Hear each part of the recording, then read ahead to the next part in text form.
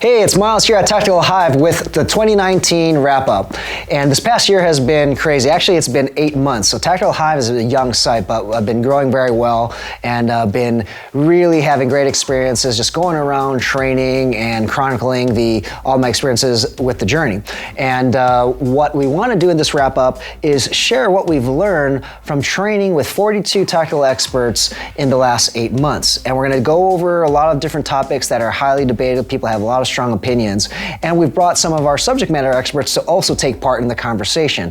We have Dave Steinbach, who is a former U.S. Army Ranger, Greg Hake, who is a former Navy SEAL. We have also Mark Cochiolo, who is a former Navy SEAL. We have Bill Desy, who is the owner of CCW USA, and then Matt Mellinger, who is the lead instructor at Glockstore, as well as a Glock defensive training expert.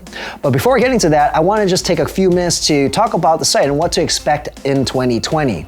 So you all know about the journey by now, and the journey is where we go around, train with different experts, and chronicle the journey so that you can get an inside look as to what it's like and how it's like to train with these experts.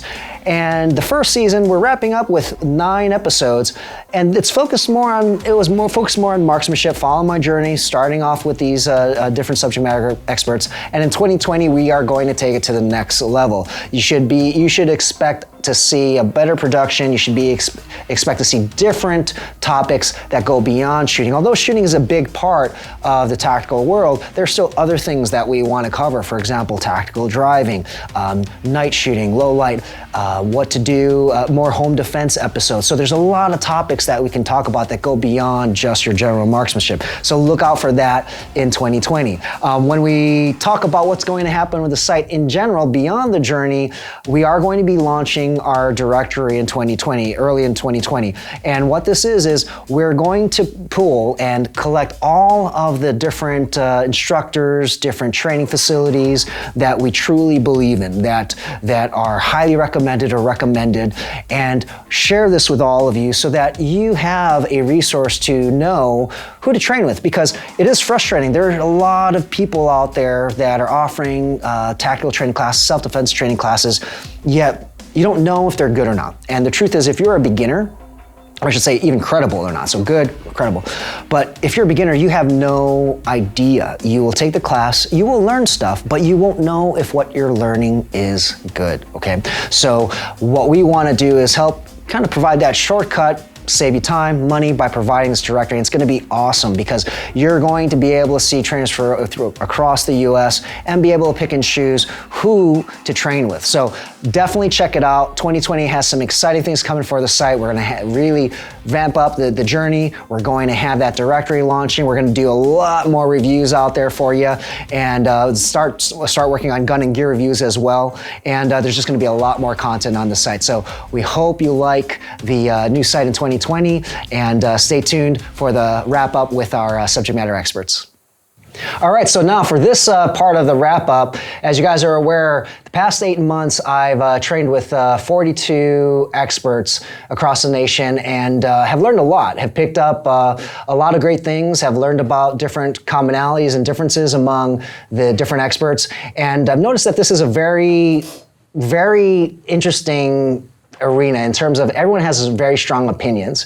And so what I wanted to do today was share everything I've learned, the commonalities, the differences, and also have some of our SMEs who you've seen in our videos also partake in the discussion here, because it's very important. A lot of them have all experienced, have very different experiences, have seen certain techniques work better than others. And so I think it would be valuable for you to hear from them as well. And just so everyone's on the same page and you guys know who's here, we have Dave Steinbach, former U.S. Army Ranger, Greg Hake, recently retired Navy SEAL. We have Matt Mellinger, he's the lead instructor here at the Glockstore and a Glock defensive training expert. We have Bill Desy, he's the owner of CCW USA, and then Mark Cochiolo, who is a retired Navy SEAL as well. And so we do have representation from different arenas. We didn't have a chance to invite all of our SMEs. It's the holiday season here, but hopefully that you'll find the discussions very insightful. So let's get right to it. All right, so for the first topic, it's a big one that I've come across in training. It's sport shooting versus combat shooting.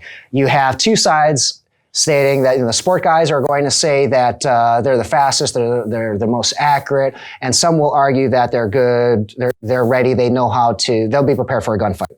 Then you have the other side of the coin where you have people who are military vets or law enforcement, and they say the opposite, that sport shooters are just not going to be prepared for a gunfight. Now, I will, before diving into some of the particulars when it comes to this topic, I did want to talk about overall what I've noticed among all of the experts I've trained with. And this is both sports guys as well as veterans, law enforcement or military. And you will hear a lot of sport guys, and they might be at the top of the game among all of their peers. And you will hear many of them state that it truly is a game.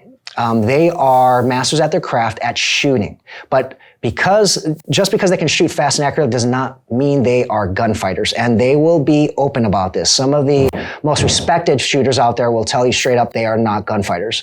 It comes down to this: shooting is shooting, and sports shooting overall, and the SMEs can chime in after I state this. It will not hurt you. It can only help you. Okay, sports shooting is like drilling, exercises, getting those repetitions in.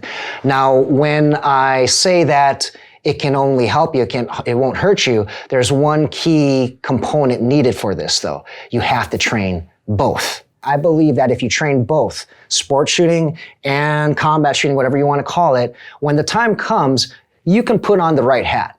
So if we're at a match, I know that I'm going to be moving faster, not really taking my time around barriers or corners or anything like that, because I know it's sport. But if something broke out here right now at the Glockstore, I would know that I would put on my gunfighting, my practical application hat, so because I train in both. I'm smart enough to know.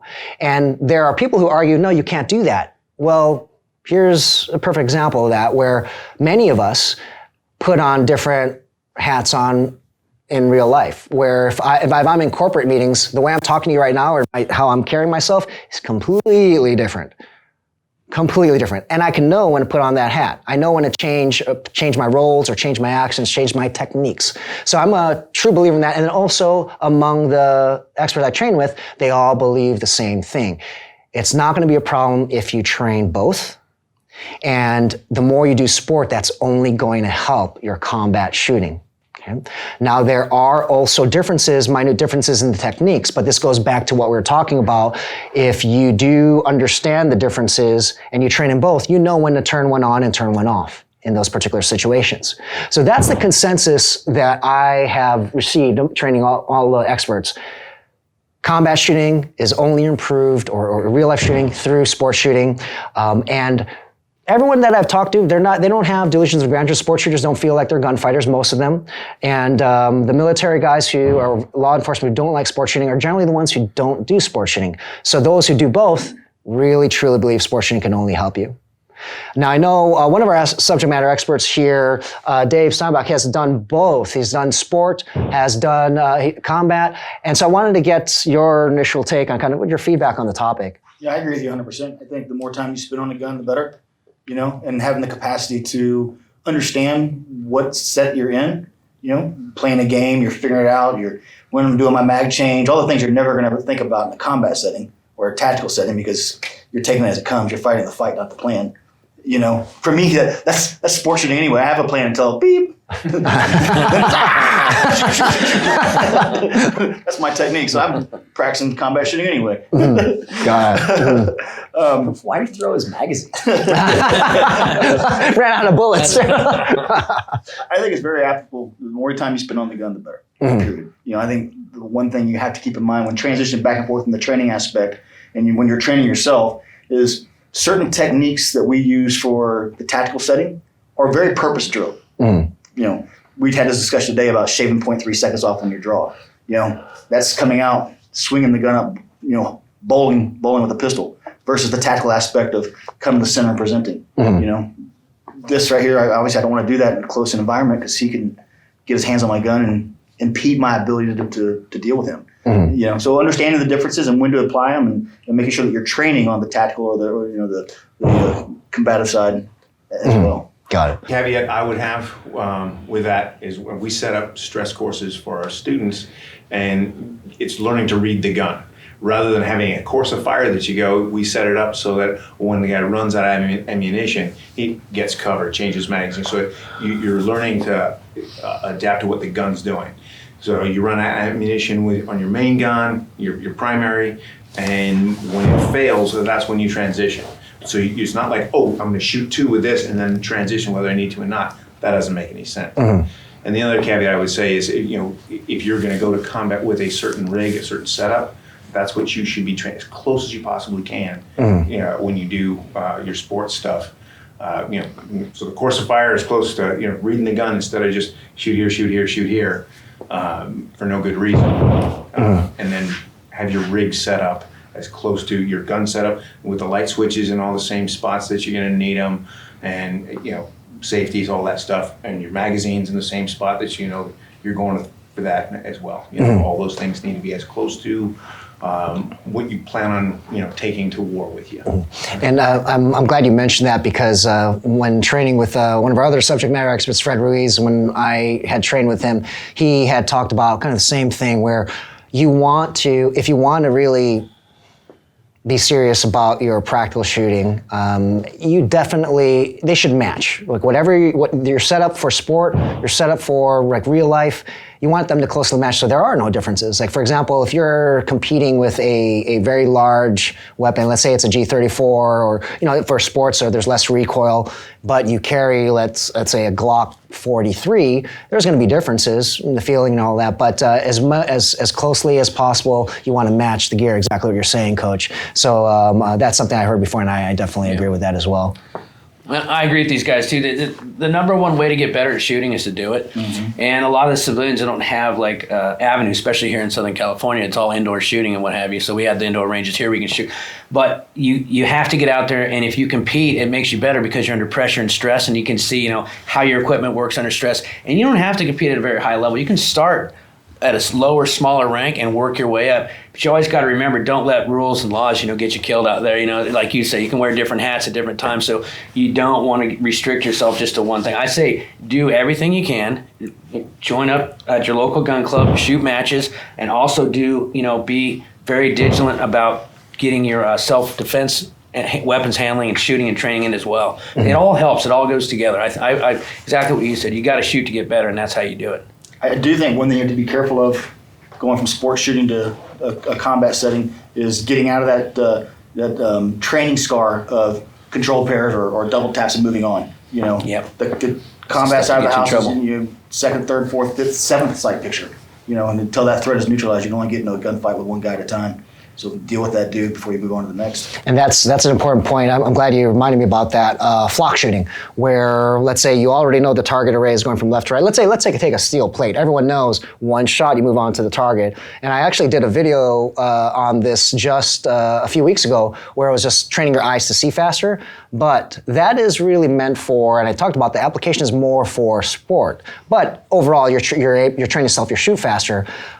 But it is flock shooting, where you know exactly what's happening every single rep. And in real life, it's hard to get the bad guys to stand up. Yes, and go in exact order. So it's important just to know to recognize that. Again, does it really mean sports shooting is bad? No. If you're smart enough and you realize that's not necessarily how it's going to happen, and then when you do your practical training, change it up. Don't do the steel plates left to right. Maybe you get wider plates, or they're spread out longer, and just erratic patterns in shooting, not necessarily the same 1 round or 2 rounds each target, and then change it up, the order of the targets.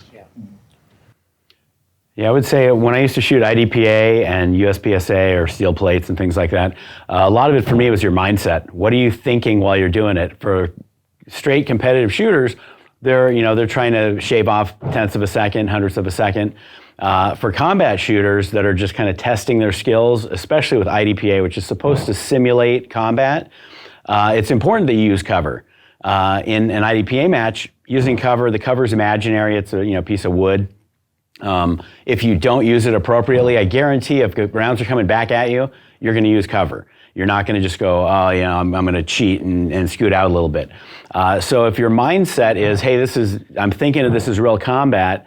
I'm not just trying to do, get the lowest score. and you just do what you do, it allows you to see what's going to happen when you kind of test yourself. So I always looked at IDPA and USPSA and some of the competitions as a test of your training. It's a way to kind of see, hey, how is my training doing? Do my reloads work? Does my gun work? Does my holster work? And then using stock equipment, especially for folks with CCW permits.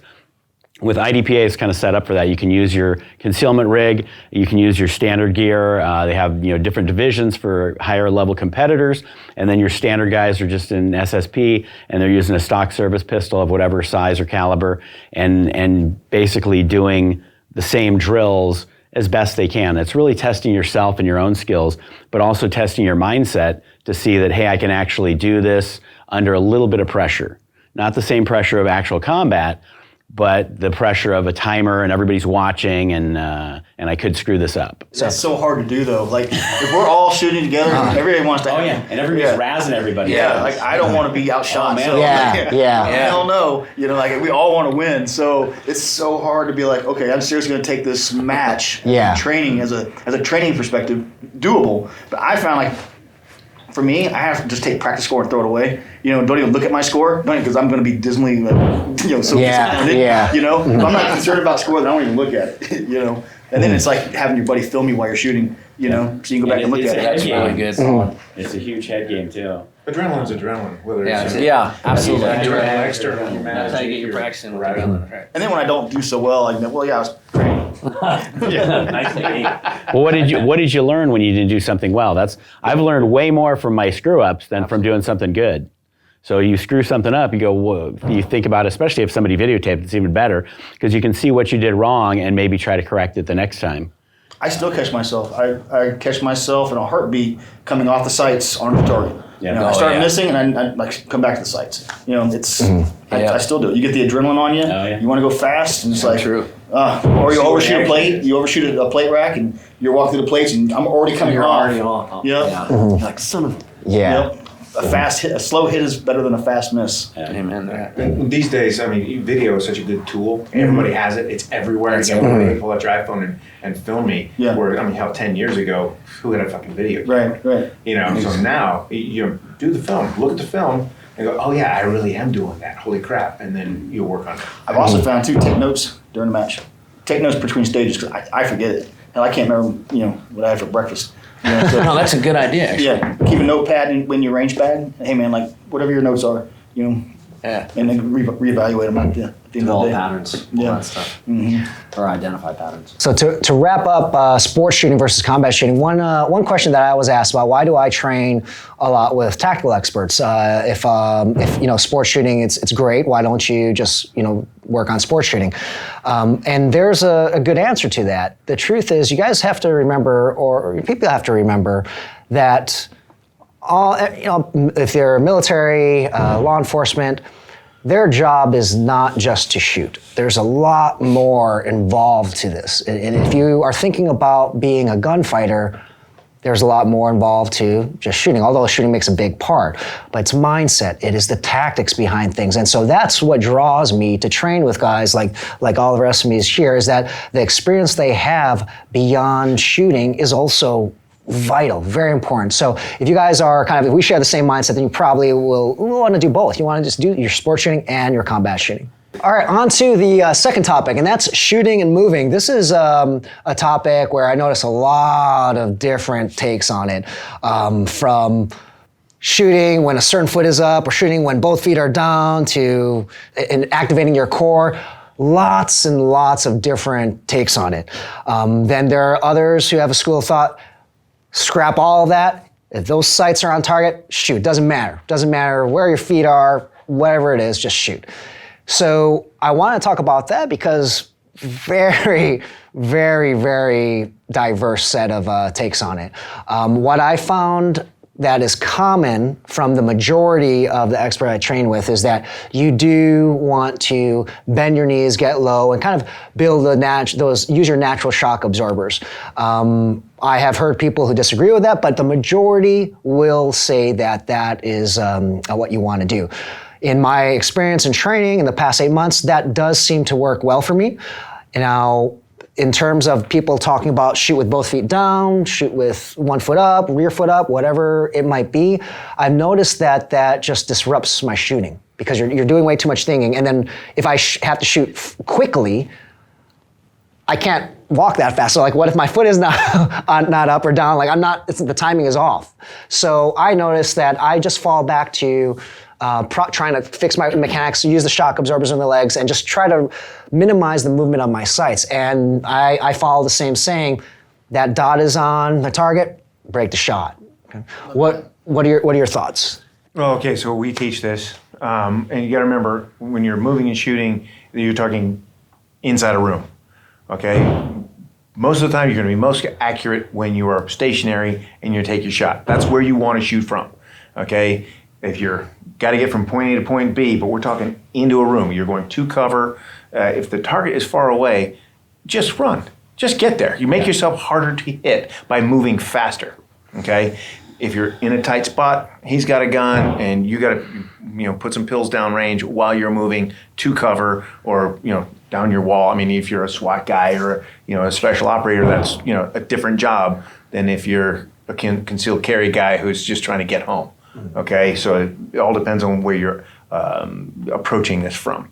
Now, when you shoot, use your shock absorbers, see that front sight. You can't rely on hitting your foot every time because you need to be able to shoot when your target presents itself, and it may not be when their foot's on the ground. Okay, you need to be able to, the old rub your belly or pat your head type of thing. You're gonna be able to walk and shoot, walk and chew gum. If you can't do that, well, find another job, right? You got to be able to move and see that sight. It's going to be moving. It's not going to be still. But when you can focus on it, 2 eyes open, see that ghost image, and just lay down the fire while you're moving. It's not going to be as accurate, but that's not what it's for.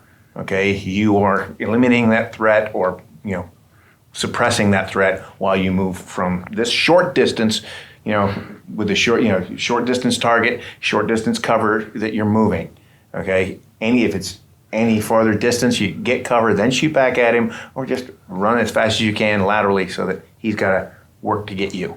Okay, don't try and go slow and shoot somebody 100 yards away. I'm glad you mentioned that because I did find through the consensus, the people I train with, they do say the same thing. If you have the choice, run to wherever you have to be, then engage if you have the choice. Majority have said that. They rather do that if given the opportunity.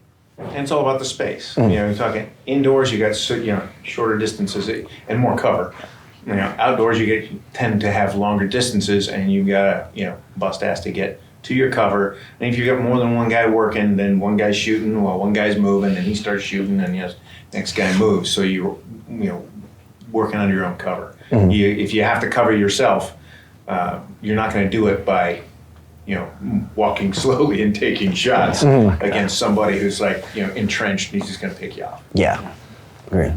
I have found this too, though. Like you were saying, usually you're moving through a breach, moving through a fatal funnel, you're moving to a piece of cover. What I've found is the way we patrol and the way when we're actually engaging. If you're running so fast and shooting, unless you're trying to get out of the way. If you're moving to a point of Find that domination, first piece of cover. right? Yeah. But if you're working as an element and you're moving to a point of domination, you have to get there. The thing is, you're not outrunning. You're not running so fast that you're inaccurate. That people don't understand that gas pedal of how you patrol and move versus how I've identified a threat. I'm coming up on him now. I'm going to slow down just enough to maintain that wobble. I'm not looking to shoot the lights out, but my dot's staying on him to let him have it. I think that's a hard thing for guys to. Yeah, and working in a group, you've got a group of guys moving there. If it's just you, right, you're one target. Very different from a CCW perspective. Absolutely. Yeah. You got a bunch of guys shooting and moving at the same time. Yeah, they're not moving fast. They're going to move. Okay, I'm moving to this cover. If you can get there and take cover and shoot, that's what you want to do. Sometimes you can't do that. So you get that nice wobble, but you've got a line of guys doing it. It's also too the one thing I found is the most commonly undertrained piece. Like you go to courses, it's because it's dynamic and it's dangerous, scary moving and shooting. How do you get 10 students to move safely? And it's very easy. I mean, we've been doing it for our whole careers, but I have found across the force, it's the one thing that people are like, we got to shoot stationary. you know. Yeah. Probably because they suck at it. Well, that's That's true. And Their takes on that's a good point. Is from the safety standpoint, for training purposes, like with CCW classes, I'll run them through several hundred rounds of ammunition. Maybe 20 or 30 rounds will be shooting and moving. So a small percentage, and I'd say the majority of CCW holders and just civilians that don't have any military or law enforcement training, all of the training they've done, if not 100%, 99.9% of it was stationary. Very little, there's few places other than the Glockstore where you can shoot and move at the same time. So everything's static, standard, shooting from the standing position, either weave or isosceles or some variation. And the idea of moving is just totally foreign to them.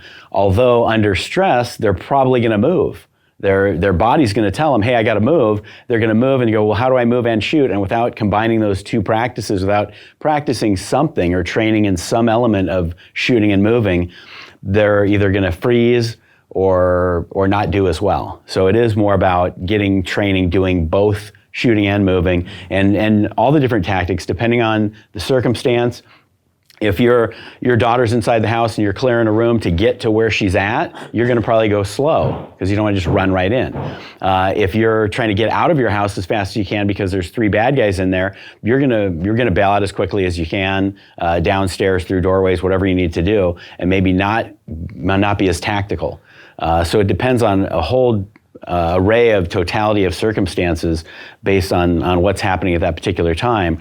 And then the problem is training for all of that. It's a lot of training. So it sometimes doing specific training for your specific, it's like if I go to the car dealership and I go, I really need a truck, but I think I'm going to buy this Prius. That's not going to help me, with my farm, doing a bunch of yard work and stuff. So you need to it's got to be very specific to what are you training for: home protection, concealed carry, military operations, law enforcement. What are you actually training for? What does your threat look like?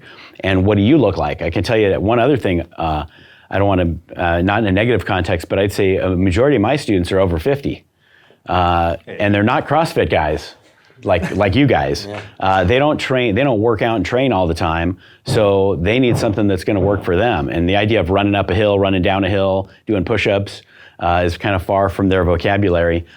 So they're not jumping on that train. They need something that's going to work for them, and that's kind of tailoring the material to the audience, really. Well, like you, I train a lot of civilians here, and we have for 10 years. And you have to move and shoot. That's just the bottom. You're going to stay alive. Everything shows that you're going to be better off if you move before you shoot. So what we do is we just try to put tools effectively in customers' box. They're not war fighters. They're not law enforcement guys. They're at home. They want to defend their families in their home. They want to defend themselves out on the street with CCW. So, we do have a rare opportunity here. We get to move. So that is definitely one of the tools that we put in our box. Now, if you look at any gunfight and break them down, it never looks pretty, especially like a CCW gunfight. People are on the floor. They're falling. They're shooting one-handed. They rarely get 2 hands on a gun. There's no way you're going to be able to count your footsteps. Okay, that's in my opinion. Sport shooting is a little different. It's more calculated because the faster you can get from station to station, the better your score is going to be. But what we try to do here with civilians is we try to give them the ability to get off the X, just to move, pull the gun out at the same time and engage. And that's way ahead of what most people do. Most people go down to the range. I'm just talking civilians here now, and they pull out their gun, they put the target at 7 yards, and they fire a box of shells and they go home. And that's good enough for them. And that's what we're just trying to help the civilians out by getting a little bit of movement in there. And it is super foreign, you're right. You get people in there, it's like chewing gum and walking at the same time. And a lot of these guys haven't seen this stuff. So the ability to move and shoot is huge. We teach it on different levels. These guys are never going to be war fighters, but something's better than nothing. And we just try to put tools in their box so when they need to pull one out, they can do that. Yeah, so. Here's a question for the SMEs here. Which method do you prefer in terms of trying to minimize your sights from moving? Do you guys have a specific method that you like? So I already talked about how, in my experience, I like kind of bending my knees, getting low, kind of that heel to toe. That works for me, and a lot of people have taught it that way. I've even heard sport people teach it that way, but a little modified. Not they don't get as low. But what are your thoughts? Do you guys share any differences in opinion, or? Same as you. Roll my feet, use my shock absorbers, get my center of gravity down. I kind of explain to students like this: okay, we're going to line up on this wall, and we're going to race to that wall, right? But we're all going to hold a mug full of beer. Precious. And when we get to the end, whoever has the most beer in their mug gets to drink theirs. You'll see nobody walking like Frankenstein. Everybody will be down low. Yeah. That's a great way to explain it, to be honest with you. That's precious cargo. That is there. precious cargo.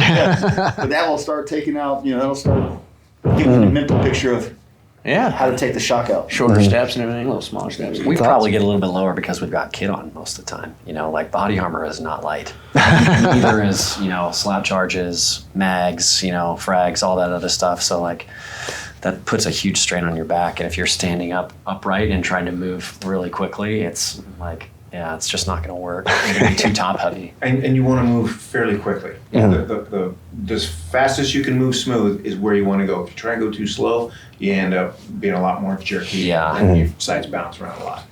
Got it. We shot this cool drill with Miles gas and brakes. So it's a 2-person drill. You can do it individually. But you a series of targets all the way down the range, like 25 meters down the range with a steel stopper plate, basically. And you move together. So you can't engage the next set of paper until you've passed this piece of paper. Right? So we pass the paper together. We shoot that piece of paper. And once you do, you shoot the steel. Once you hit the steel, then you pick up and move again to the next set of paper. So you're working your gas and your brake in terms of your movement, and you're working your gas and brakes in terms of close target, far target while on the move. Yeah, that was a good drill. That's a good like drill. it. Mhm. It's a good drill. Yeah, we have one thing called a box drill, and it's basically it's just a box with ammo cans, easy, let's see, about 15 feet, square box. Walk up, walk across, walk back. Yeah. And walking back you don't normally do, but it's something you better have in your toolbox because you find yourself in a really skinny hallway, and bad guys are down there. You need to get out that way. Turning and running with your back toward them is not an option, and you don't have there's not enough room for your cover man to shoot over your shoulder while you turn and run. So we teach that technique, but it's rare. You're not going to even tell the students we're not going to use it very much. Yeah. Moving forward is very simple. Just using shock absorbers and shooting when you need to shoot, not when a specific foot hits the ground or anything like that, because they'll want to do that. And the smoother and the faster they move, the smoother they are.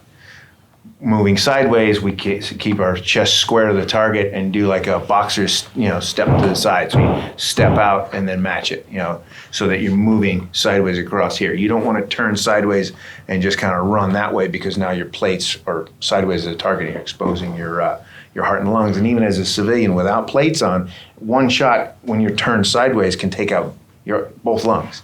You can't survive through and through to both lungs. One lung's going to suck.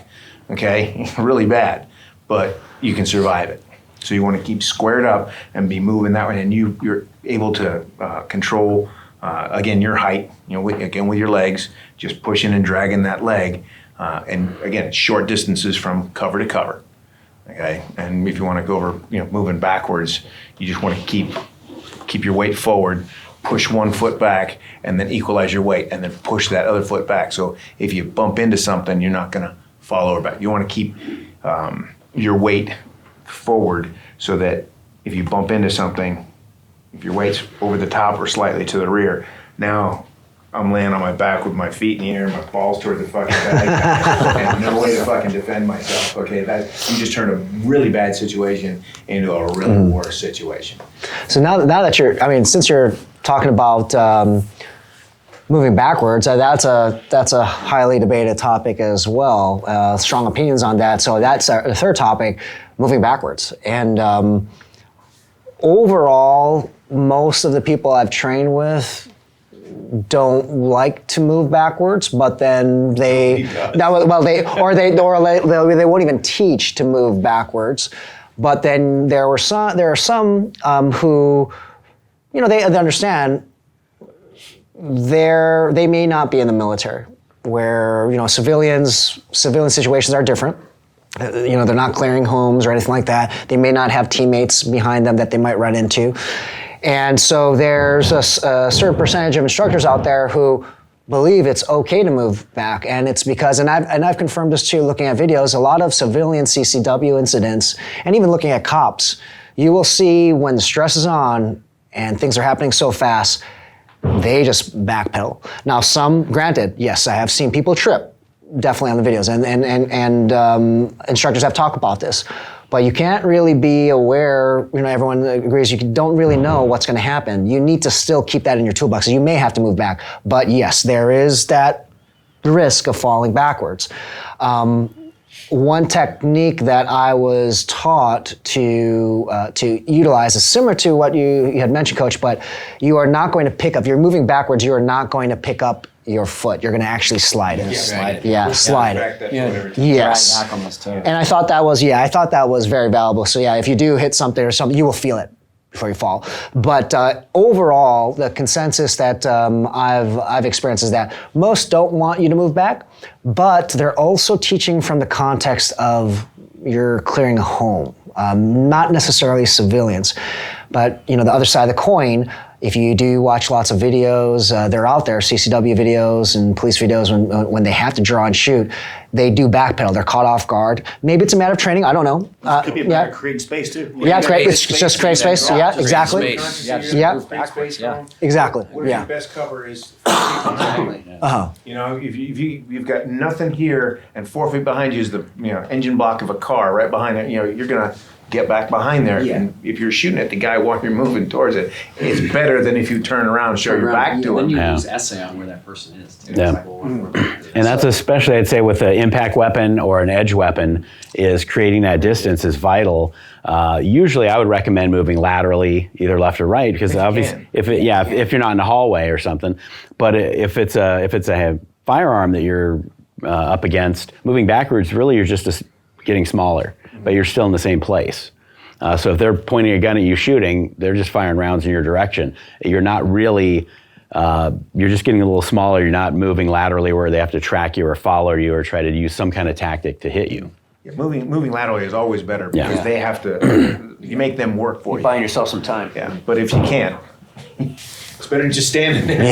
Yeah. Absolutely. Right? So it sounds like, correct me if I'm wrong, guys, it sounds like everyone knows it's not preferable to move backwards, but do you have strong feelings about people not, when you train people, not to move backwards? Like some of the, as I mentioned, the consensus for most people I've trained with is they don't want people moving backwards at all costs. Coach, But I think it's something to have in your toolbox. I wouldn't spend a whole lot of time drilling that down, but it's a good tool to have. It's like firing from retention. Yeah, do it once or twice and go, okay, I could. Yeah. But you don't want to get yourself into that situation. If you had to, you have that skill. But you'd rather, if I'm that close to a guy, I'm going to be using my hands to control him or give him some space, and then draw. It's like you're saying, flexibility. If you need to do something, you got to do it. Somebody going to run into a knife, going to make distance and try to draw and get it. So it should be in your toolbox. You should definitely practice it. We don't spend a lot of time on it, but definitely touch on it. So if you come in that situation, you know what to do. It's nothing you ever want to plan on doing. Yeah. I'm going to plan on moving and shooting. No. But if it comes down to it that's the only move you have, then the time to figure out how to do it is not beforehand. Yeah. And what you said, Bill and Coach, moving laterally from personal experience and that enforce class I took, moving laterally is really what you want to do, and it works extremely well, especially with someone, even if someone's charging you moving laterally, being able to draw that weapon, you'll have more than enough time to get shots on target. But moving back, yes, you're absolutely going to be at a disadvantage. So I do agree, preferably move laterally. But it seems like moving back is an option. It's not something that some people out there will say never, ever, ever move back. So among our SMEs, it seems like you had to keep that. It's a tool in the toolbox. But just be aware that there are a lot of people out there who will teach never move back. Okay, so just keep that in mind. All right, so on to the fourth topic to discuss. A lot of strong opinions on what is the proper grip. And I've heard a lot of people talk about having your palms together. I've heard some people talk about your palms not being together in the grip. And the majority of instructors will teach it roughly the same way, where they want the palms together, heel of the palms together, and you have kind of like a clamshell grip. So you're trying to squeeze the palms together so that you have a solid place for that gun to recoil to, where there's not going to be a lot of room for movement. Then you do have, though, people talking about actually separating the grip. So their support hand is actually moved higher up on the gun.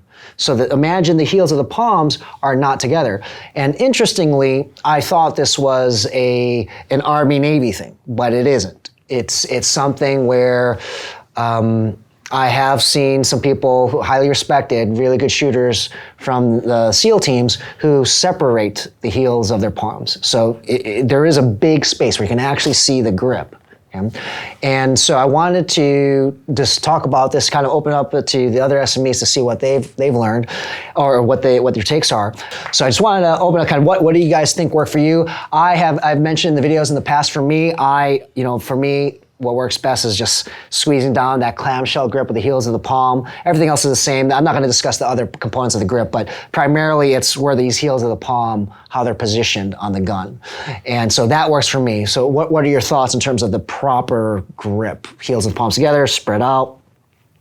Any insights? One caveat here, if you see, especially older SEALs, shooting.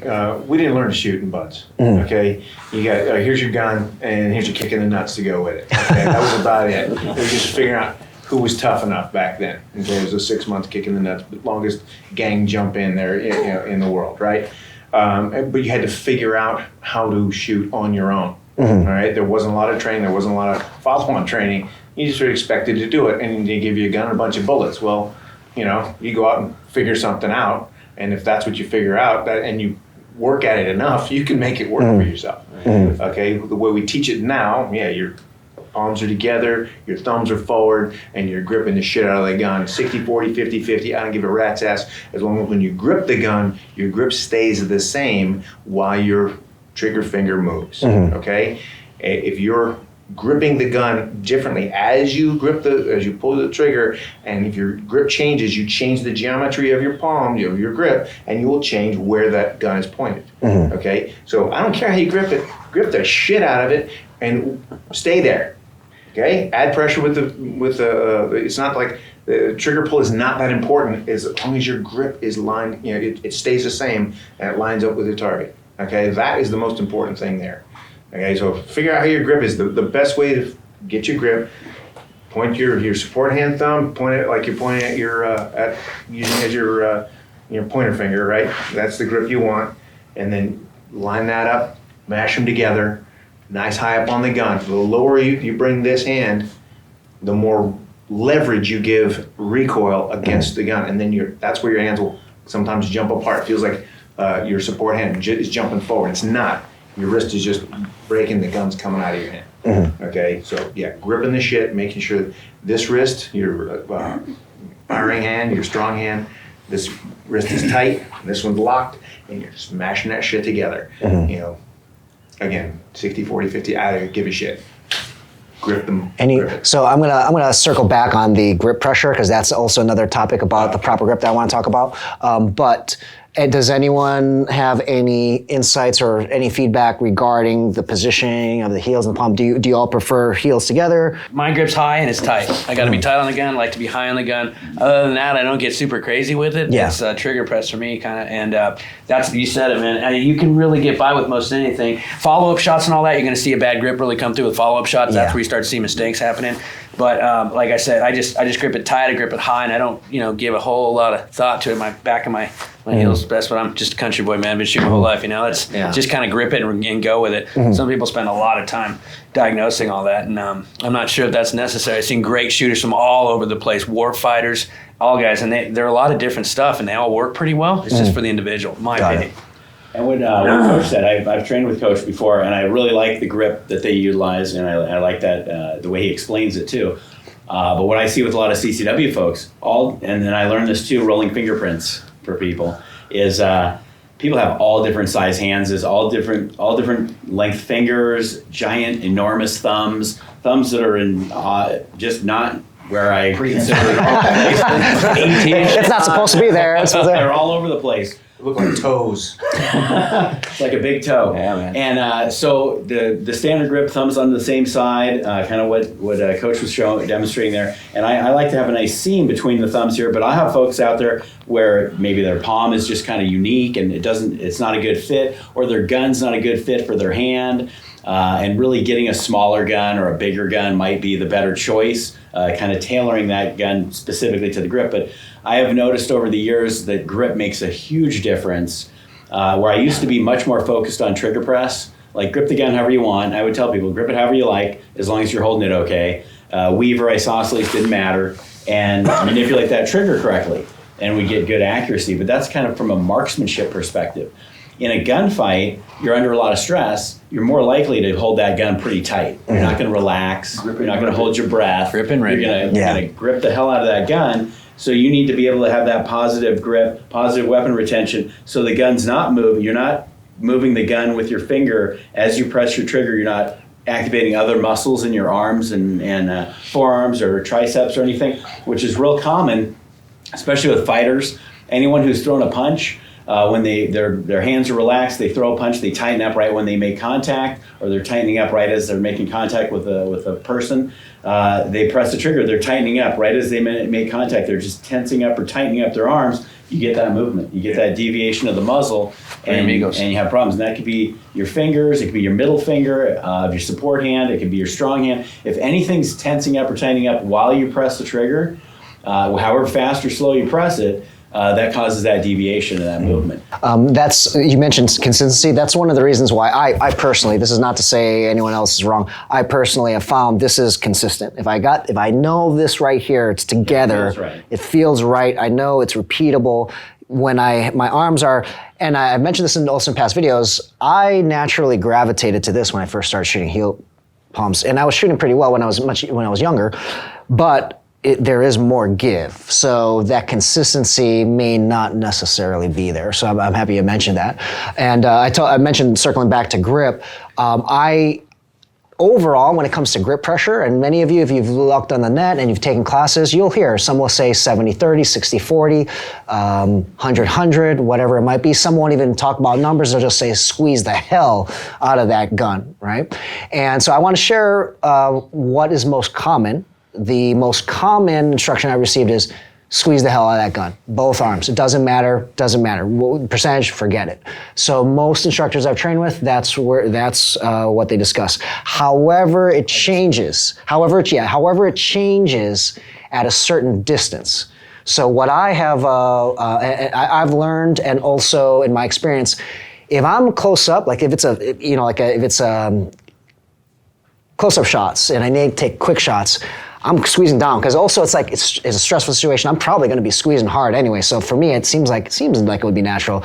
So when I'm further out though, taking precision shots, I've noticed that if I'm squeezing hard, then I'm activating all these muscles. So there's a tendency that last second, a little twitch will take that shot off target. I'm talking about 25, 50-yard shots. When I loosen up, then I can nail better shots. So for me, in my experience, up close, I follow I grip it hard. When I'm further out, I lighten up on this. This is firm, but I lighten up on the shooting hand, and I'm able to get shots on target. So that's kind of what I've come across. And so I know, Dave, you mentioned you disagree with 100%. What's your take? Again, 70-30, I don't know math very well. Yeah.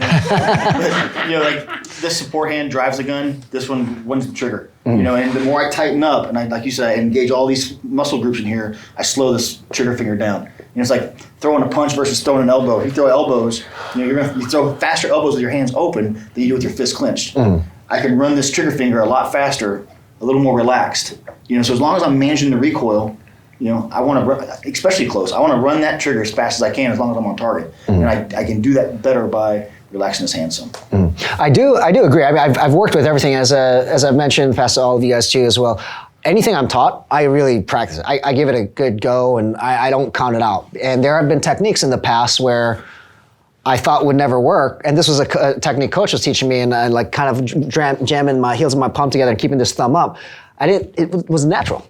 It wasn't natural for me. And all of a sudden, after probably like the day 60, day whatever, 70, I was like, holy it's working. It feels good.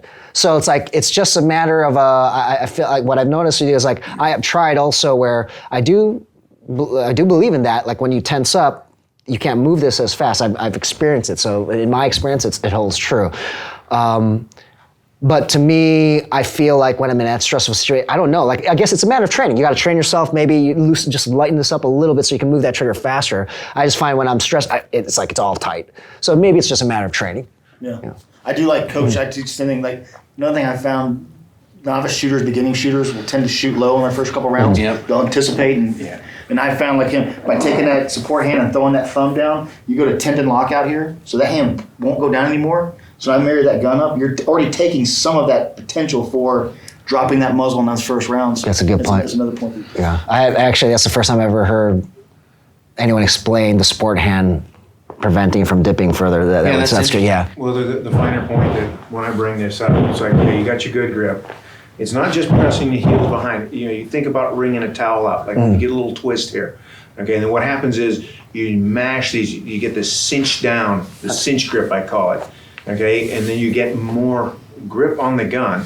You're not gripping with your hands because when your muscles are rock hard, they tend to bounce off each other. When they're just melded together, and you're not wasting energy that way. Crushing, you just come turn into each other. You get that's a great cinch on there. It cinches down on the gun, and then now that actually allows your trigger finger to become more autonomous. Okay, so instead of I do that gripping same with thing, the and it whole works hand, excellent. you're twisting here, and then that finger can move on its own. It's isolated rather than part of this whole hand gripping and moving the gun. Yeah. I like to train with the pro timer a lot, because it just helps add that stress piece to it, because what I find is how many times you miss the grip. You're coming out of the holster and you got to accept what you got, When you come out of the holster, I mean, from a tactical perspective, if I'm going carbine and going to pistol, life's already gone really bad for me. I'm in a gunfight and now I'm going to a secondary. Things aren't well. Right. Going for reserve, So accept what you get in your grip and your train piece by putting a pro timer in there. You can start to put some self-induced pressure and stress on you and keep you honest. And what I found, like when I do get a bad grip, what I found is pushing and pulling back here and pushing forward to help block it down. Also helps. Smart. Yeah, it makes a lot of sense. Yeah. Because it happens. I get bad grip all the time. Me too. Miss. At least I'm firing. All right, on to the fifth topic, and that is scanning and assessing after you have, let's say, finished a drill and shot, put rounds on target. And this is normally something that happens on a flat range, and people are taught this. After you shoot, you want to make sure you lose that tunnel vision. Make sure you know what's going on around you, and a lot of strong opinions about this, and some people even rude about it too. Like when they see it happening on the internet, it's really interesting. So, and again, these are all well-respected instructors. They all have good, credentials. And so what I've noticed is that there are different ways to scan. Some people will do this method where after they have their final sight picture, they're just kind of scanning this way. Others, they will go to kind of like a compressed ready, pointing at their target, and then they're still going to scan, but they use their head. They just swivel their head. Then there are others who, they won't even scan at all, like after they've put shots on target. Now, then there are others who will go beyond this after they scan the target this way or this way. Then they will look behind themselves. And there's different methods I've been exposed to where people will go to high ready here. Some will keep the gun here as they look further back. Some will put it much, much higher up. And so it's very different among all instructors. Now, the most common method that I have come across is right after they put shots on target, they keep their gun out and they start scanning with the eyes first rather than the weapon, okay? And then they will bring it in and they're still scanning this way. Now, there's a lot of schools of thoughts here, and the reason is because people say they argue also because it's the situation. Are you a civilian? Are you clearing a room? Are you with a team? Things like that. So it's very different. I understand why some people teach the way they do. The vast majority believe that it is important. You have to do something. Whatever it is, you got to lose that tunnel vision without a doubt. You can't just be set on the target and that's it. Where the differences come into play are how you actually do that. Again, compressed ready, looking around. There are others who are scanning this way. There are some people who don't even agree with doing the scanning and assessing because in real life, they feel it's going to be very dynamic. And I can see that. Like if I guess it depends on the situation. After you have shot somebody, are you going to stay in the same position? We talked about this briefly, Coach. If you were clearing a room with team members and you have your own sector to cover, perhaps you're staying, and it makes perfect sense because that is your sector. But as a civilian in a gunfight, would you stay in one place? Probably not. You're probably going to be running around as you're looking. And maybe that gun isn't high ready or wherever it might be. So I want to get your thoughts on that. I mean, again, everyone has, the vast majority of instructors believe you have to lose that tunnel vision. There's only a few who don't believe in it because they feel like it's going to happen naturally. You're going to look around and things like that. But wanted to get your take on the scanning and assessing and possibly the techniques involved. Go ahead. However you do it, you need to do something to break your tunnel vision. Okay, teaching force on force, with simunitions, with civilians. You get guys, they shoot they put their guy down and they're just looking at him. Okay, that's all they concentrate on. You just need to break that and okay, he's down. Now, what else is going on? Now make the weapon safe. We'll bring it to high ready, not compressed ready. You're scanning in your sector. This comes back from my training as a SEAL. You're on your wall. You own that piece, and this is your field of fire. And whether you had to, go to your secondary or whatever you're doing, you took your shots, and you own this area here. You need to make sure that's clear. Once you know that's clear, you can get clear right, clear left, all clear. Then you break it down to high ready, see what the hell you got going on, and then move on. Mm-hmm. Okay, that can be instantly translated to the civilian side. Is like you took your shots on the guy. Does he have any friends? Where are they? And your eyes are tracking where the muzzle is. Okay, once you're no longer and your fingers off the trigger, because you don't want to be shooting at a flash, because it might be your dog or somebody you don't want to shoot. Okay, so fingers off the trigger. Let your mind catch up to your reflexes. Mm-hmm. Fingers on the trigger, reflex is going to go before you. Oh wait, I shouldn't have done that. Okay, so finger off scan, and you come back to high ready, and now you're looking to see what's my situation. Now you don't have to be standing there to do that, but you need to. If you don't practice that somehow, you're going to be the guy that's standing there going, "Oh my God, I just shot somebody," while his buddy is standing over there just aiming at your head. Mm-hmm. Okay, potential. Okay, so however you do it, I don't care how you do it, you have to find some way to break that tunnel vision. Mm-hmm. That's going to happen. I think it's definitely worth scanning. Before you put your weapon away, you should definitely know what's around you before you put your gun away, because it's going to cost you time if you have to take it back out again. And also with that is scanning. When we were in law enforcement and we would scan, we were had somebody in a field or somewhere looking for somebody, right? We were scanning with the weapon out just below the eyes so I can see over the top of the gun. Now, if somebody in a CCW scenario shot somebody and they're in a crowd of people, they're in a busy place, I wouldn't want to see them scan with their gun. I'd want to have the gun in here because I don't know who you are, you don't know who I am, you don't know if I'm a bad guy, good guy. I don't want anybody taking my gun, so I'm going to pull it in. I think there's different measures because this way you can get to somebody quicker. This way in here, your gun's safer when there's a lot of people around you. So I think there's a couple different ways to do that. Make a good point there. Yeah. Mm-hmm. A good point on the CCW thing to kind of bounce off of that is the situational awareness. After that high threat event, some guys train, well, you guys all train for this all the time, so you're used to it, you're more familiar with it. This is the first and only shooting somebody gets in. Their stress is out the window. They're just, it's the most stress they've ever experienced. Just breaking that tunnel vision to look around and kind of go where am I? What's going on around me? I may not expect additional threats in a CCW encounter. There could be. Typically, there's not. It's one threat. But what about the friendlies? Where's my wife? Where's my kids? Where's my dog? You're looking for things if it's inside the home. Am I injured? Your after-action duties are really to kind of make sure you could have been shot and you just don't know it yet because of that adrenaline burst and everything. Someone else could be injured and needs immediate medical attention. So, shifting your focus from I just shot this guy, is he down, to what else do I need to do is really critical. And I think training to that standard of, looking, and like I've said, you're looking and actually seeing something is much more important. Just flipping your hair, we don't have the hair to do that, but just flipping your hair is kind of a range tactic.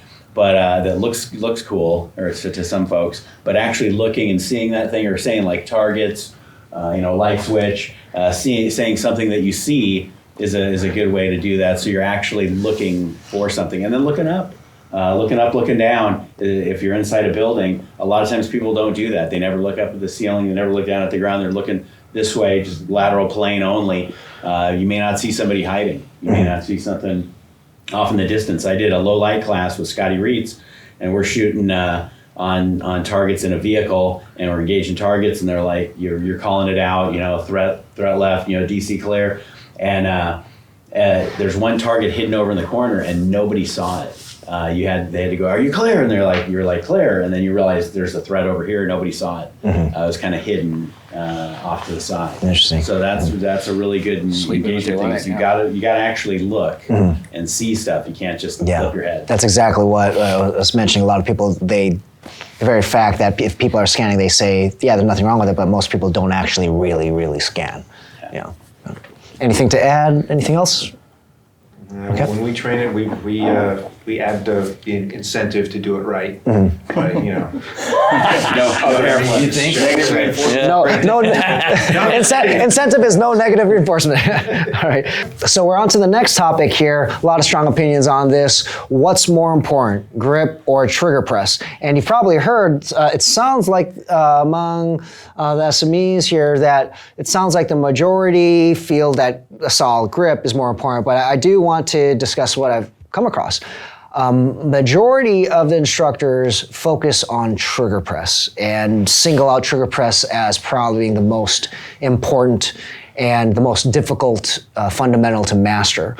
Now, there are a few instructors that I train with who are the opposite, and I actually fall into this category here because of my own experience, what I've felt and how I perform, where I feel grip is more important. So are they equally important? Is one more important? Based on the instructors I've trained with, most focus on trigger press and do exercises to isolate trigger press, whereas only a handful work on grip. But as you may have heard Coach earlier, I completely agree with this, and based on my experience, if that grip is solid, you can have a somewhat, as long as you don't have a grossly negligent, like really bad trigger press, you can do anything you want with this as long as this grip is solid. And that holds true in my experience. And it's quite surprising though that, I guess just based on my experience, that not a lot of other instructors focus a lot on grip. So I wanted to open up, what do you guys feel? I know Matt, I know from training with Matt, I know that trigger press, Matt's experience aligns with, the way he teaches aligns with a lot of the instructors I've taught with. So for Matt, trigger press seems to be most important. Why do you feel that? So it depends on what you want. I think trigger press and grip are important, but I do put an emphasis on trigger. If you're looking for accuracy, you have to pull the trigger right. There's just no substitute for that. Yeah. And fixing people that shoot, new shooters especially, that's what a lot of what I do. They're pounding the living shit out of the trigger, and a quick fix on the trigger press brings them right back into alignment. Now those follow-up shots, you better have a good tight grip. You want to go fast and be accurate at close quarter, you got to have a good grip. At the end of the day, though, I think the way you press the trigger for accuracy is what you're going to get out of the end of the barrel. It's, if you pull that trigger right, I can hold the gun upside down, not because I'm awesome, and pull the trigger, and if I see my sights and I pull that trigger right, I'm going to hit the target, regardless of my grip. That's accuracy. But if you combine the speed in with the accuracy, you got to have a good grip for follow-up shots and so on and so forth. But I fix a lot of people with trigger press. Yeah, I think you bring up a good point, because that's very true too. Like we're talking about how far are you to the target? Are shooting fast? Is it precision here? I'm not going to hit the trigger at 25 yards. I'm not going to hit. I don't care how good my grip is. If I don't press that trigger right at 25 yards, I'm not going to hit it. Personally. Yeah. And I think the key point there that you come up across is correct trigger press. So a lot of times people that haven't handled guns, or I have a lot of students that come in, this is my first time shooting this gun, or I've never shot a gun before, which I know you have too. The folks come in and just, I'm brand new. Right. So just understanding there's a certain amount of slack in the trigger and how to take the slack out. And then a lot of times people are racing from finger straight alongside the frame through the trigger and over pressing. So they're mashing the trigger, moving the gun, they're pushing that gun, they're pushing the gun down into the left. Substantially. So at 3 yards, not a big deal. At 5 yards, it becomes apparent. At 7 yards, they might miss the target. So it's really critical that we isolate the difference between slacking the trigger, taking the slack out, pressing the trigger. I agree with them. I think if you're looking for precision, it's all about trigger. If you're looking for performance, it's all about grip. We backed up. We did that walk back. And I've seen guys guys don't realize you can hit a man-sized target every day, all day at 25 meters. all day. But you see guys over squeeze that gun and actually induce stress in the gun. You see it starts back because they got so much, just relax. Yeah.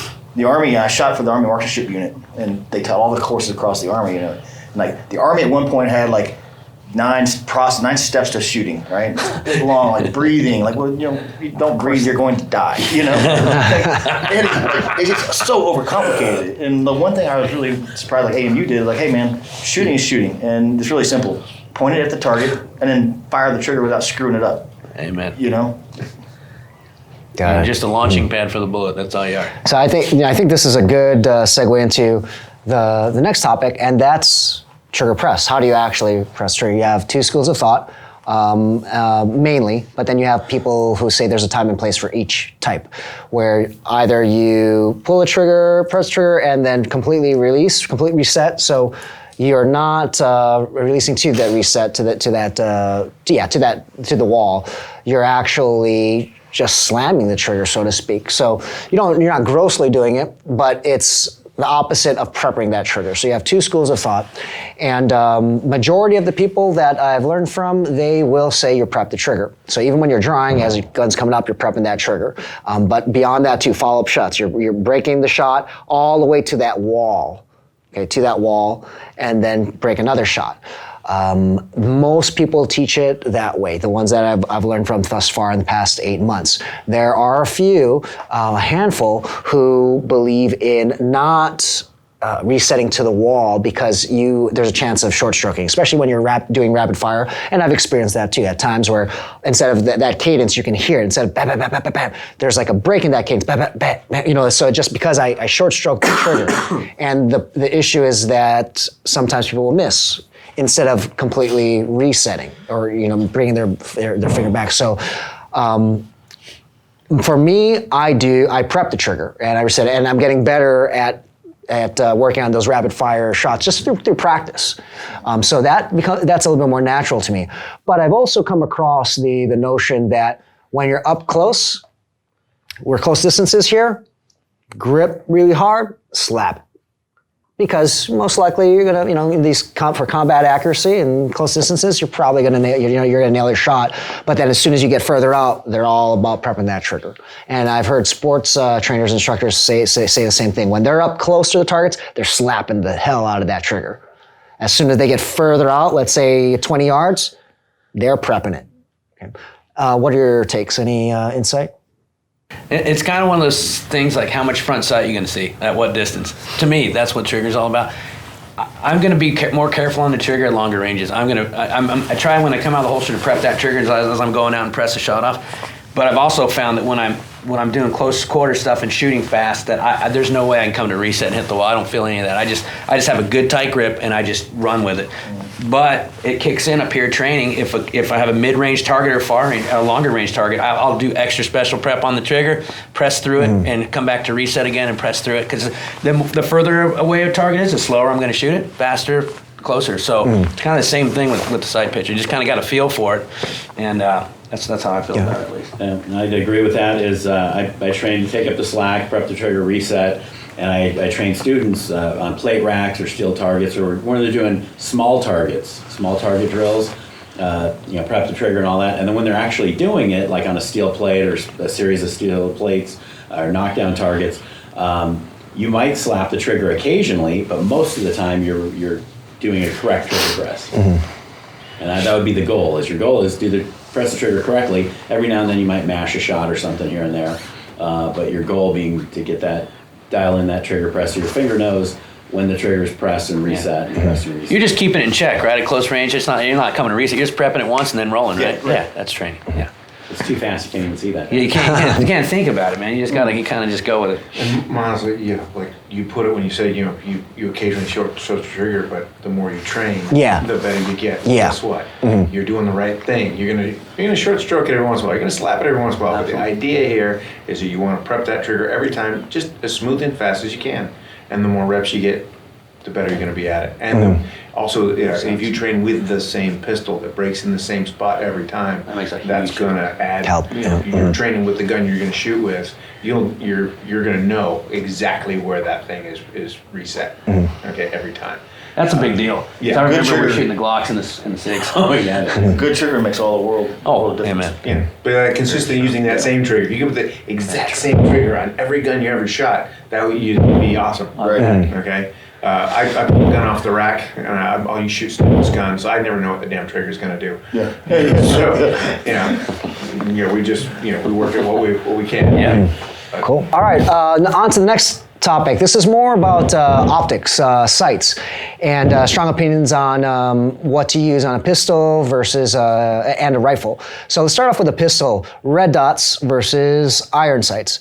Now, among the trainers that I've been with, many are beginning to be very open to red dots, and they truly believe in the technology and feel that if it were improved and it lasts longer and they were more durable, they would go with red dot sights across the board. That's the majority. There's still a percentage who are still believe in iron sights as the backup sights, but there's arguments on both sides where you'll hear people go, we use red dots on our rifles and they're battery powered, yet we use them, so why not on the pistol? Now, of course, the argument of that is you need something that is not powered. You don't rely on batteries, so that your secondary would be that gun. But the most instructors see the benefits of that red dot, and many of them are still not using red dots exclusively because they don't feel it's there yet. For them to truly adopt it 100% of the time, they want a super durable and newly designed red dot. For example, if for those in duty, active duty, and it's raining, they don't want water puddling up in a little pool in the red dot and things like that. So, and I've heard that the lifespan, if you shoot a lot with guns with red dots that are out there, at about 5,000 to 10,000 rounds, you got to replace the red dot, which is why they're coming up with these more robust red dots on pistols. So my take is I haven't ventured to the red dot yet, just based on feedback. It's like I don't feel I need the red dot. It might make things easier, but vision's okay. I can see my sights, not a problem. I tell myself that if technology gets better and people are like 100% in with red dots, I'll make the move because I don't feel the necessity to do so. And I dislike the fact of having to retrain myself. Because I know, like There definitely is a training curve. Yeah, there is a training curve. If you are, So if you are used to iron sights, there is a learning curve to get on with to be proficient with red dots. But I heard as soon as you are, it's easy to go back to iron sights. And when you're shooting a red dot, it makes things much, much easier. So I wanted to get your take on the pistols, like a red dot or iron sight. I mean, I kind of like I'm an old school guy, and I think that irons are great because they teach you marksmanship fundamentals. And whereas everybody's really hot on throwing red dots on everything right now, like me, when I shoot my rifle, I roll with my irons a lot, and then I'll use my red dot when we're doing like facade stuff and things for time, and it's really easy for me to go back and forth, but it takes a little bit longer when I'm practicing on the line, lining up my sights and getting things going with the irons, but it really reinforces what I think are good marksmanship fundamentals. So I think if you've got them, you should use both, but don't forget those fundamentals that come with using iron sights. That's just kind of my opinion. Gucci. Wait, isn't that a competitive shooter? No, I run irons too. Oh, hell yeah. I run irons. Good. I mean, if I'm gonna shoot somebody, and God forbid, as a carrier, I know it's gonna be between 6 yards and less. That's what statistics as a civilian now shows me. I think the fastest thing's iron. I'm bring the gun to my eyes and shoot where I'm looking. But I think these competitive shooters, if they didn't have the red dots, they would not be going as fast as they do in the open. A lot of people say it's faster. I'm old school too. I don't need the batteries or anything. I just want something that works every time and something that's fast and accurate and at the distances in which I'm going to be practically using it. That's all. That's how I look at it. I mean, I'm not saying red dots aren't good. No, they're great. They're great. Yeah. But I'm saying that you should be able to train with both. Absolutely. Just as a balance, Absolutely. I think. I think the red dots are amazing, and we put them in the right hands. They're extremely fast, picking up steel plates and competitive shooting and all that. but they are starting to come into the tactical world quite a bit. A lot of the guys are shooting with them. So I know that there's, in training people, there's quite a bit of curve learning how to deliver the weapon properly to see that red dot every time and be accurate with the red dot and follow through with the red dot and everything. But so I think it seems like the consensus among, I mean, even the SME the SMEs here, as well as the experts I've trained with, everyone sees the benefits to these red dots, but it seems like people agree that they're not yet fully where they want them to be in terms of the technology. Like super durable, they can last. That just seems to be what I've experienced, the consensus out there. But as I mentioned, for me, if things get better, I might as well. Why not? Of course, there's going to be that learning curve to learn how to present that weapon and see that red dot, get used to it since it's raised.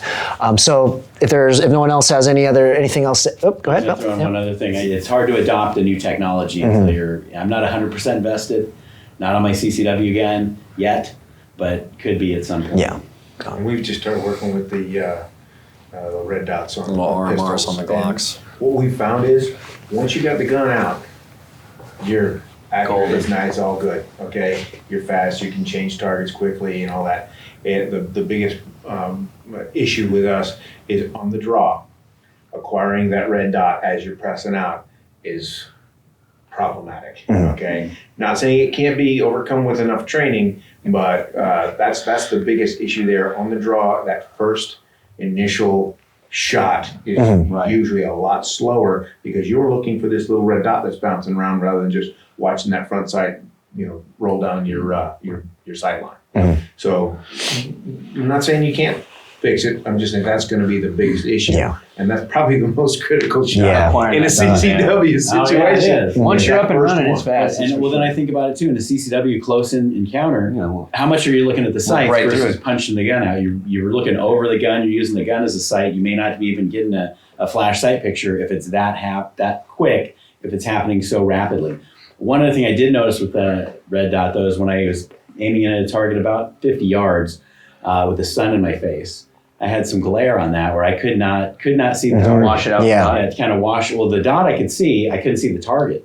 So that kind of created a totally different issue. I'm like, I got to be able to see the target. That's a good point. But it depends. There's a lot of different things. It's new to me, so I'm kind of experimenting with the red. Which is what a lot of the people I train with. It's still not 100% perfect, but they do see the benefits, and I'm curious to see what happens with the red dots in the future. I'm definitely an iron sights guy right now. I feel very, very comfortable and no need to even experiment with the red dots, although I might put it on an extra gun just for the hell of it.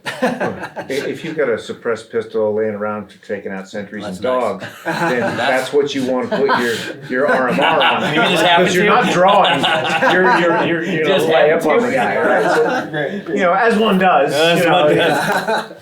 All right, so on to the second part to this topic, and that is on rifles. Your carbine, red dot, any variable, any version of red dot, or a low-powered variable optic. So there's a lot of strong opinions on this as well. It seems like that a lot of people are moving to low-powered variable optics the past year or two. I noticed that all over the internet as well. When you even watch videos, a lot of people are using them, and the consensus that I've learned from most of the instructors is that low power variable optics are great, and if if you're ready for them, then go ahead and you can use them. But it all comes down to what's your use for the gun.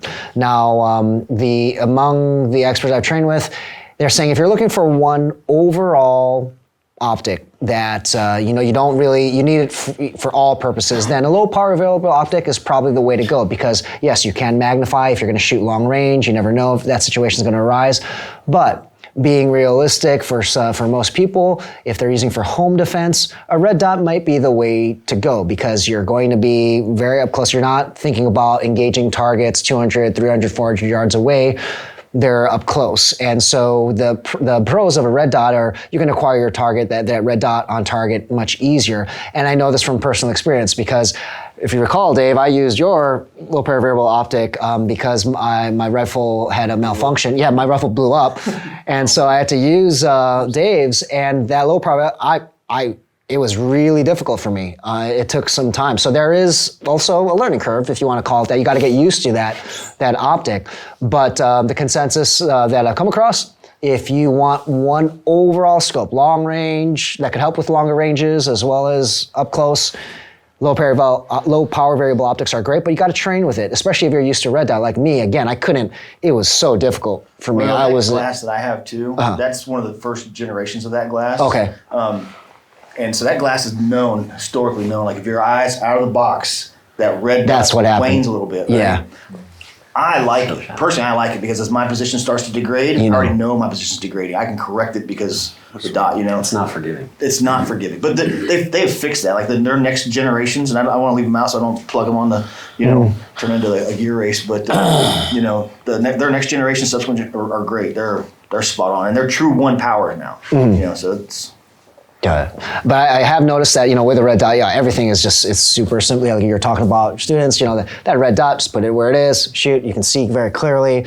But there's a lot of debate over that. And, my take is, right now I have red dots just because, I think about home defense and up close, but eventually I will be getting a low power variable optic just so I have an optic that can be used for all scenarios without having to make a lot of adjustments or change the optic. But I want to get you guys your takes as well on this topic. Seems to be talked about a lot. I think one thing where the sporting has done really good for the shooting world is this drive for equipment. Equipment's gotten so much better in the last 10 years since 3-gun really kind of came in and all these extra spin-offs. But this gear race has been nothing but great for us, and we see that now with this 1 to 8 power, variable power, true 1 power optics. It's crazy. Yep, I think they're great. I can put it on my gun and I can run it as a close quarters gun, or I can stretch it out as an SDM gun if the gun's capable of doing that. You get the most bang for your buck with a variable optic, I think. Got it. And that's what I hear. That's the most, and I tend to agree with that. I mean, why not? If it performs just as well as a red dot up close, as you get used to the optic, I mean, it's just an added benefit to have that magnification if needed. Any other takes, feedback? The thing about a red dot is it's light. Yeah, it is lighter. Yeah. Yes, that is true. On there, It's lighter. Pretty rugged too now. They are totally rugged. Yeah, Beat the shit out of those things. they keep it light. We sighted in our 5.56 guns at 50 yards. So from 50 to 200, it's pretty much a laser. Your variation is about 1.5 inches at 150 yards. You're a little high. Okay, 1.5 inches at 150 yards, that's still a good shot. So from 0 to 200 yards, I'm point aim, point impact, basically. Okay, so with that, and most civilians are never going to need anything more than that. Yeah. And it's going to be light, it's going to be fast. There's no parallax, there's no eye box to find. It's like, oh, there's the red dot, bang. Okay, so it's a lot more intuitive for that type of work. As you go with a more medium range, I like to go with a fixed low power optic with a red dot stacked on top of it. Okay, Old so school. miniature red dot up on top, chin weld, see the red dot, shoot them. That's anywhere between me and 100 yards. We're good. Out past that, all you have to do is roll your face down. There's no rolling or anything. You just go from a chin weld to a cheek weld, and now my eyes behind the magnified optic, and I can actually see what that guy has in his hands, whether I want to, take him out or not. Okay, it's simple. The prism type optics like the Trigicon, or if you're going high dollar, if you want to spend a little less money, Primary Arms makes some awesome stuff. Same with Vortex, but fixed power, 3 to 5 X, and you're good. And then you're good for close in with the red dot, and it's just a quick move, and you're good for long range. Same as running like a red dot on top of an ACOG. Yeah. Okay, so we are on to our second to the last topic here about highly debated topics, and it's this one is about front sight focus versus hard target focus. And it is interesting because I don't know much about this, like the history, like 2-3 years ago, I don't know if there was a thing, but apparently this past year, it's hot and there's a lot of heated debate. I've noticed, it seems like on the internet, it seems like a lot of... Must be true. It seems like hard target focus seems to be pushed more by special forces and the army. And there's nothing wrong with it. It just seems to be like they see most of the chatter seems to be about from the army, and so. And then I also talked about this topic with sports shooters and also people from different units, and it's interesting the take on hard target versus front sight focus. I will share what the consensus is. The consensus is, the majority of all the people I train with, they still believe firmly in front sight focus. Now, I've also talked to some instructors and some very, very, very good sports shooters about this topic, and who are also in the military. So it's not like they're just sports shooters. They talk about how they believe this whole thing that has just come up this past year or so is kind of like a marketing gimmick. That's believe it or not, like they believe it's just like someone has to come up with something new. And this is the truth. This is but rear sight focus. But the techniques when they're teaching it, they're reminded of things that they've learned, or when they hear about how people are teaching hard target focus, it reminds them of things that they've just done in the past. And so, what I have experienced is that everyone still believes in front sight focus. And as somebody who's been shooting for a while, and correct me if I'm wrong in the SMEs here, I still strongly believe, just based on everything I've learned, beginners need to learn front sight focus. They need to, without a question, you gotta learn that. Then you can learn hard target focus. I'm not gonna even pretend to know if it's something new or old and someone's just putting a new label on it. I really don't know. But whatever it is, I do feel that people need to learn. And all the people I've trained with, and apparently all SMEs here, you gotta learn with front sight focus. And then after that, once you've mastered that, then you can experiment with having a flash image or different methods. So as some have put it, you need to know the rules before you can break them. And I like that saying in the sense that, learn front sight focus first, and then I also appreciate the hard target focus and learning how people have taught it after learning front sight focus. And I feel that it just makes things easier. So what are your feels on hard target focus? Because it seems to be very, very hot right now. And apparently people are picking up on it, but still people focus on front sight focus. Well, you go back to China and Sykes and Fairbairn and all the guys that were shooting from the hip, point shooting, and that type of stuff. Lou Chiodo is a local trainer here in San Diego, and he trained the Chula Vista PD and the California Highway Patrol with threat-focused or target-focused training. And they've been doing that for years, and I know they've subscribed to that for years. But it's for a specific type of shooting, which is a sudden surprise attack or an ambush attack, and that's typically what CHP runs into.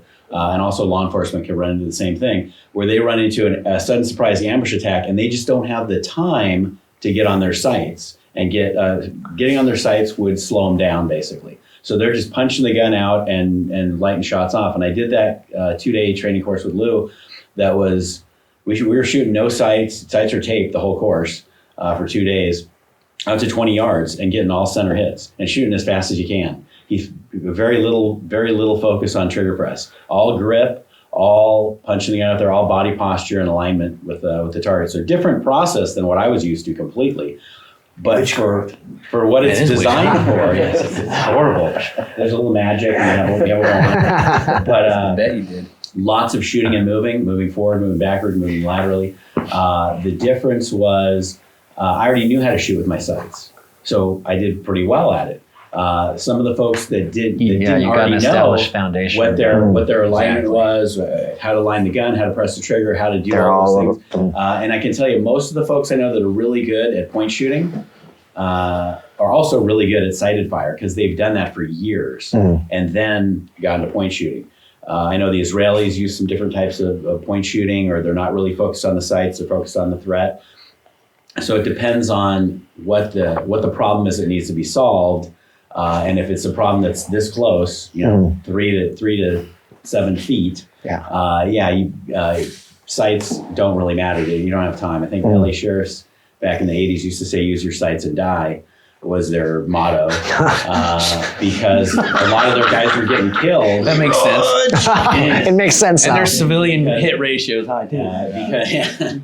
But things were happening so close up that they just didn't, they were either shooting from retention or just shooting, and they're slapping the trigger, and they're not training they're not training to your level. What was their training though? They had to qualify with their gun twice a Using year. their sights, 30 shots from 25 yards, one eye closed, and shooting on a nice clear range. I think you use your front sight as much as you need to. And just to make sure to clarify, everyone's on the same page. Sorry to cut you off, Matt. I do want to make sure that everyone knows we're not talking about your traditional point shooting. We're talking about where you still are going to, the proponents of hard target focus you're focusing on the target, but you are still going to see that sight kind of like superimposed, blurry. So just want to make sure that we know it's not just strictly point shooting. Sorry. So no problem. So I use my front sight as much as I need to. If I'm close in, I find myself, I still strive for my sights, because when my gun's delivered to my eyes, I want to make sure I'm looking through my sights, because if I'm shooting something close, I'm shooting through my sights. I can still, I know my sights are there, but I'm focused on the threat because I need to see what he's doing. Yeah. Law enforcement need to see his hands. Now, if it's further shot, then I concentrate more on the front sight focus. You have to, even to the point where I close down one eye after maybe 12 or 15 yards. If I have to, then open both back up after you take the shot. But I use as much front sight as I have to. There is no right or wrong, I think, because you always try to strive for that front sight, but a lot of times when you're shooting fast, you're going through plates or whatever, or even close quarters, you're just looking through the sights. You know they're there, but you're not hard focused on the front sight because you can't do anything else. We don't have the ability to focus on the sight and the target at the same time. So the further a target out, the more front sight I use personally. Great. You brought up a good point earlier. I never really considered, though, from the LE perspective of, or maybe even the CCW perspective of, if it goes to trial, what was your focus? Being focused on the threat or focused on the front side, because I can see some slippery lawyers. Absolutely. Really wanted a tight shot group. So Yeah. Got 4 touching. I was worried about my grouping. Awesome. Are there any other feedback when it comes to hard target versus front sight? Okay, so we don't teach a hard target. All right, for marksmanship, I start with new shooters. I am close one eye. Okay, you close one eye, you focus, you only have one sight picture to deal with. It's all good. Now, when we start moving on to, that's for marksmanship. For combat shooting, I have them open up 2 eyes. Okay, and I have them look at, the exercise I give them and say, look at me and hold your thumb out there. You'll see 2 thumbs. Okay, now squint your non-dominant eye. You'll notice that one of those thumbs gets a whole lot more clear, because your brain likes to see things in nice sharp focus. So this is what you're doing. You're looking at your target. You're lining up that ghost image, the proper ghost image of your front sight. So it's not really in focus, but it is dead shit on that fucking target. Okay, and that's when you squeeze the trigger. So I'm not closing one eye and focusing on the target. I'm not looking just at the target and ignoring my sights. I'm still looking through, all those fundamentals are still there. I'm just not closed one eye and focused on that front sight. Now, again, past 25 yards, if I want to make that shot, I'll either squint that eye or close it all together. And I have them, that's the transition between one eye and 2 eyes, is you just squint the eye. Because you're still getting information, it's just blurry. Okay, you can see something moving, whatever, but you can identify things, but your brain wants to go look at that nice sharp focus. Okay, so I wouldn't want to call what I teach hard target focus. That's just my, the Cochiolo 2-eye transition technique, right? So you bring up, I'm glad you mentioned that, because I already alluded to how some people I've talked to they think it's just marketing language now, something new, which is not really new. So I haven't really had this discussion a lot with others, but since you guys are here and you brought that up, so do you feel that it is a new thing? Because when I talk to people who, let's say we're not even using terminology hard target focus, they're like, when I'm shooting fast, I'm looking at the target, I get my sights on target, I'm looking at my target, I get my sights lined up, and I'm just looking for that front sight. It doesn't have to be clear, just has to be, imposed over that target.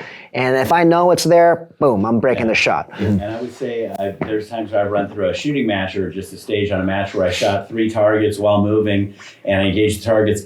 And I just did it like kind of my mindset is these 3 guys are trying to kill me. I shot it and I'm done and I unload and show clear and I go back and I'm like, I don't remember seeing the sights. I don't know what the hell happened. And we go back and look and I'm like, oh look, I hit. I got all A's. How the hell did I do that? What happened? I blacked out. Yeah, it was totally. It was like just a mist or a fog or magic or something. But it worked. And I'm like, that's I'm not remembering seeing my sights because I know I was looking at the target. But I presented the gun up, I presented the sights or my normal sight picture onto the targets and manipulated the trigger while I was moving along, and it all worked. So that's kind of like hunting. It's I never remember seeing the sights. Sometimes people put a name on something, and then it's, for marketing, it sounds good. And then I'm wondering if that's a. I mean, as I mentioned, some people have told me it's that. I just don't know. None of this stuff is really new. It just keeps mushing around. And people make money on it, which God bless them. Could be. Glockstore. Yeah. Amen. Glockstore.com. Thank you, Jesus. All right, on to the last topic. This is something that personally I and we discussed it actually earlier. I don't really think too much about, but it's talked about a lot, and that's high ready versus low ready. There's a lot of strong opinions on that, and what I have learned, and this is something where I see a distinct use. The Navy uses high ready, Army, and I believe even the Marines they're mostly low ready. Now, so majority of the classes that I've been to, most of them instruction, I would say that it's about 60-40, 60 low ready, 40% high ready. But instructors will say you gotta know both. Okay, but there are certain instructors who are married to low ready or married to high ready.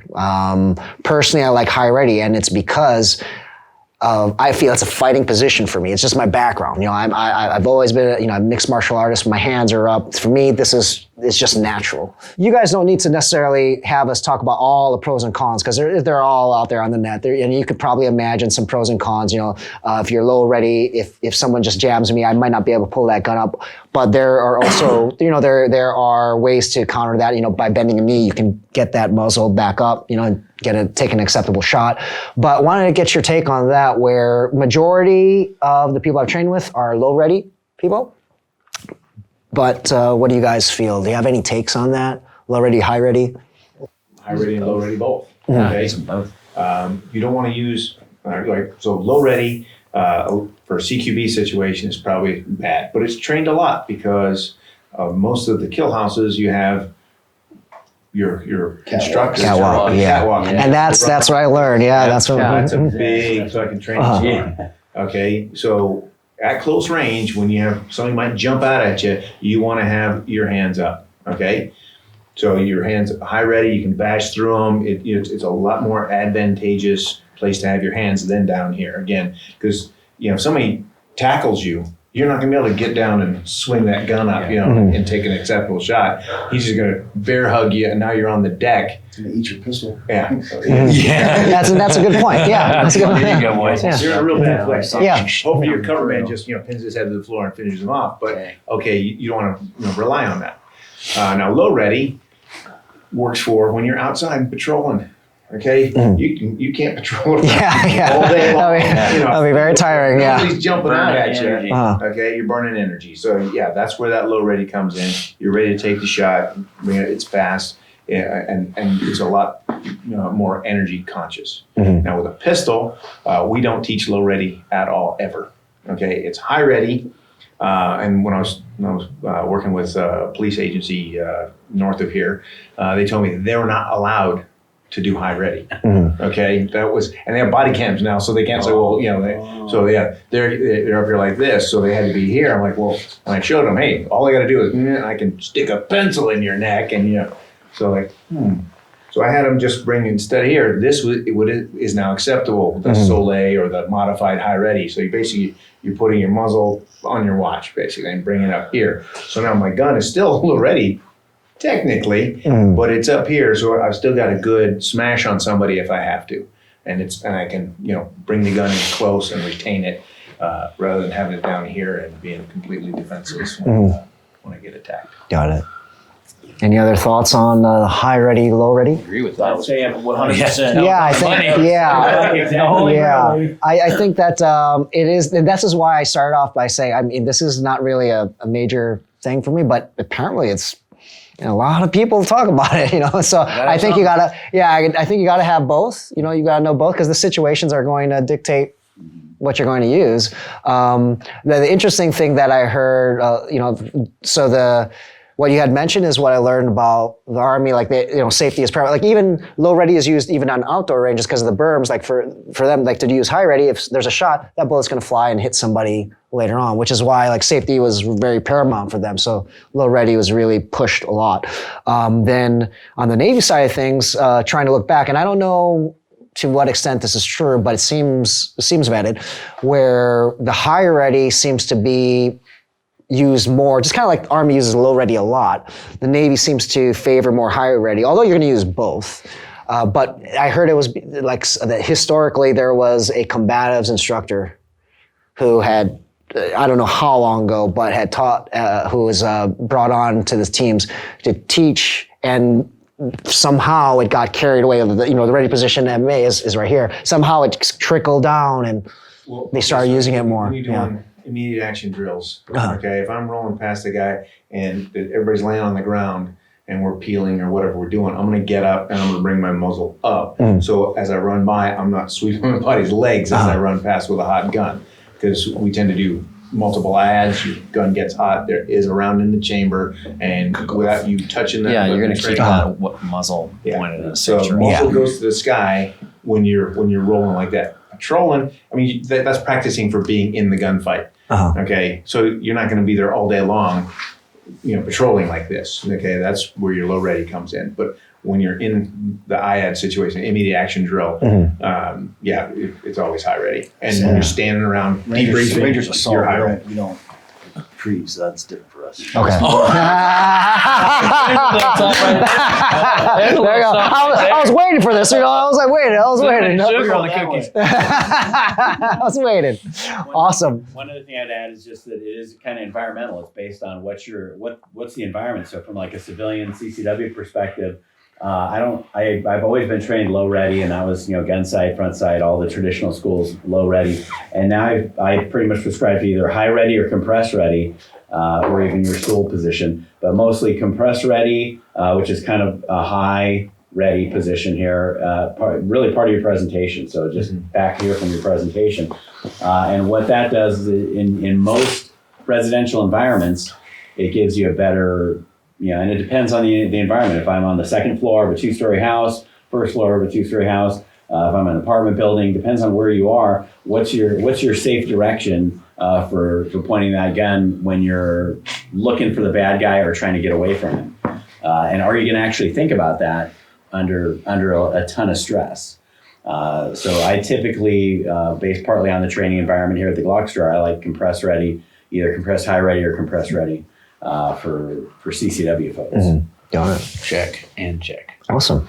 All right, with that wraps up our 2019 wrap up. And as you can see, when it comes to these various topics, and from the feedback that you heard from our subject matter experts and hearing what the majority of the instructors I've trained with think, there's really no right or wrong answer. It's really going to depend on your situation, and it really, your hand size is going to dictate the techniques you use. So there's a lot of variables, and what we wanted to accomplish with this is really just to have you understand what the majority thinks so that you can make better decisions on your own. Now, you might run into people who are the minority and think a certain way. Are they wrong? Not necessarily, because you recall what I talked about in the beginning. One person may be doing the same exact thing as another person and get different results. Okay, so what we're trying to do here, though, is just get more statistically significant data to you by summarizing what 42 other people I've trained with have to say. So thank you, Dave. Thank you, Greg. Thank you, Matt. Thank you, Bill. Thank you, Coach, for coming by and giving your insights. Very valuable. As you guys know, I know for you guys who do this and live this, you don't really think about this. It's not stuff to debate about, but it's just it's out there, and then people talk about it. And like to save you guys the frustration that I've have come across and encountered by sharing this stuff with you. So hopefully you guys find it valuable. And so hope you guys are also excited with what's going to happen with Tactical Hyve in 2020. So enjoy the new year, and we'll see you very soon in our next video.